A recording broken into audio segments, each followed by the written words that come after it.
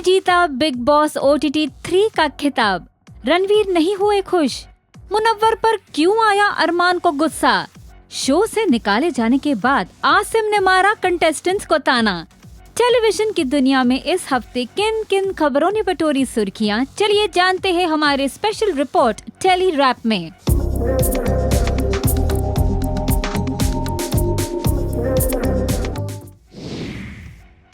सना मकबूल ने शो के शुरुआत में ही बिग बॉस जीतने का सपना देखा था और वो सपना पूरा हुआ कल रात। देखिए जीतने के बाद सना ने क्या कहा। सना, क्या कहना चाहोगे, कैसी रही आपकी जर्नी? मेरी journey was like a roller coaster and I think roller coaster में जैसे जुब होता है और एंड में मज़ा तो बहुत आता है, तो मुझे भी मज़ा आया। आपके बहुत सारे रूप देखने मिले, स्पेशली रणवीर सर के साथ। क्या कहना चाहेंगी, ये रिश्ता मतलब ठीक होगा कि नहीं? नहीं, ये रिश्ता मुझे ठीक नहीं करना। रूप का तो मुझे पता नहीं, लेकिन उनके साथ थोड़े मतभेद हुए हैं, बट रणवीर जी बीइंग रणवीर जी, उनको आई थिंक बिहेवियर प्रॉब्लम है, तो बस।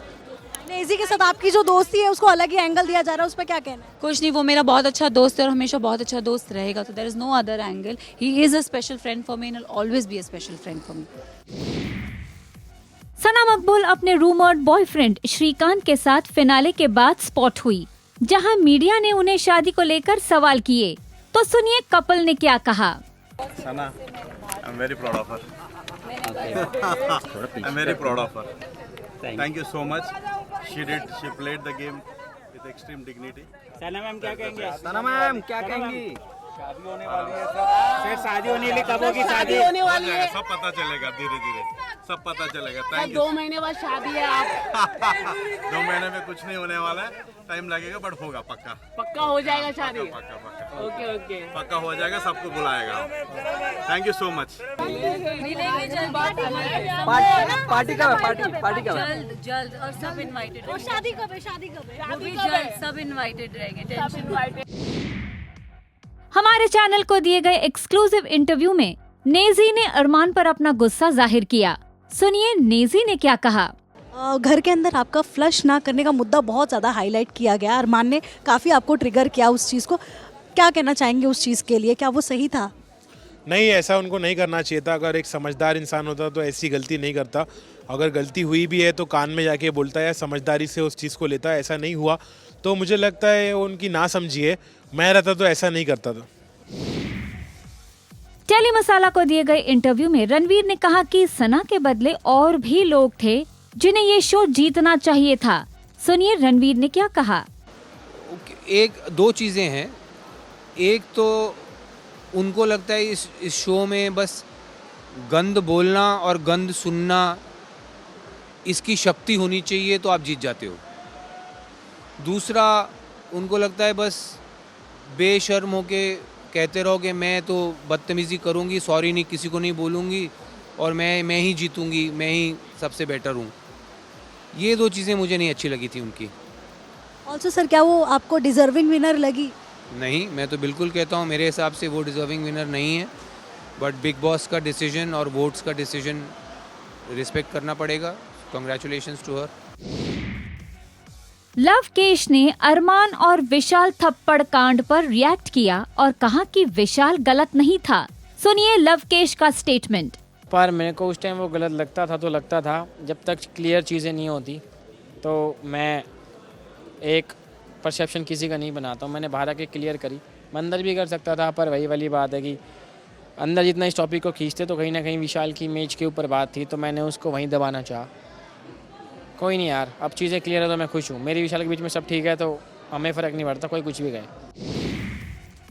जब कृतिका से स्लैप कंट्रोवर्सी के बारे में पूछा गया तो सुनिए कृतिका ने क्या कहा। जी बिल्कुल, घर का माहौल जो था काफ़ी चेंज हो गया था, क्योंकि जब हम आए थे बड़े हैप्पी थे और अचानक से मेरे सामने विशाल का स्टेटमेंट आया, जो कि उसके दोस्त ने बताया कि वो स्टेटमेंट तो था वो गलत था, गलत तरीके से बोला गया था। तो मुझे भी बुरा लगा ये चीज़ को कि घर में जो डिस्टर्बेंस हो गई, अरमान जी ने हाथ उठाया, तो वो चीज़ें जो थी वो थोड़ी सी डिस्टर्बिंग थी। बट ठीक है, एज अ हस्बैंड जो उन्होंने किया सही किया। अगर उसकी जगह कोई और हस्बैंड भी होता तो शायद वो भी यही करता।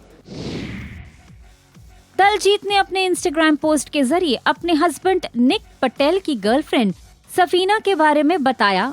साथ ही ये भी बताया कि कैसे उनसे मिलने के लिए निक मुंबई आए हैं, जिसने उन्हें बहुत हर्ट किया।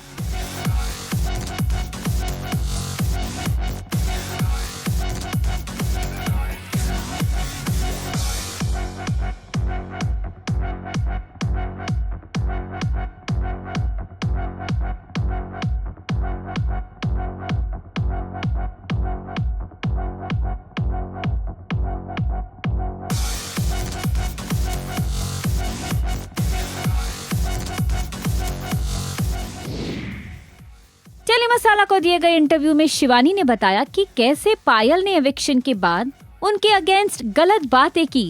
सुनिए उन्होंने क्या कहा।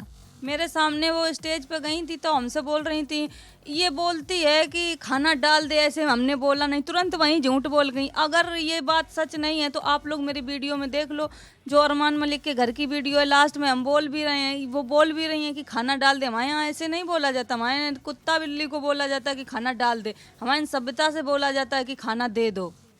तो इसका मुद्दा वो फालतू का बनाती थी, क्योंकि मुद्दा मुझे ही टारगेट करना, उनके पति भी मैं टारगेट करते, उन्हीं ने सबके माइंड में भर दो, ये चिल्ला के बात करत, ये करत, कहीं ना कहीं सबसे पहले उन्हीं ने विरोध किया था मेरा। स्टंट बेस्ड रियलिटी शो खतरों के खिलाड़ी 14 से निकाले जाने के बाद आसिम ने एक पोस्ट शेयर किया जिसमें लिखा है, कभी कभी खुद को बेस्ट प्रूव करना एक इंसल्ट है। इससे पढ़ने के बाद नेटिजन्स अंदाजा लगाने लगे कि वो अपने फेलो कंटेस्टेंट्स को टॉन्ट मार रहे हैं।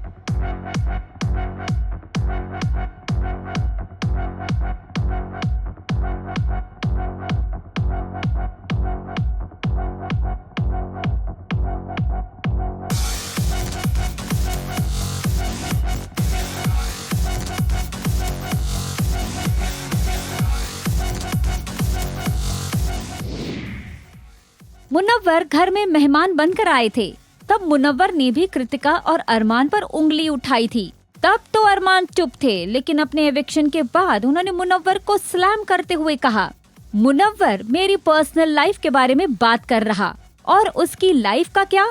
बिग बॉस 17 में उनकी एक्स गर्लफ्रेंड शो में आई और उनको एक्सपोज किया, जो किसी को नहीं पता था, वो सभी को पता चल गया। क्या कहना है आपका इन टॉप 10 खबरों को लेकर, बताइए हमें कमेंट सेक्शन में और देखते रहिए टेली मसाला।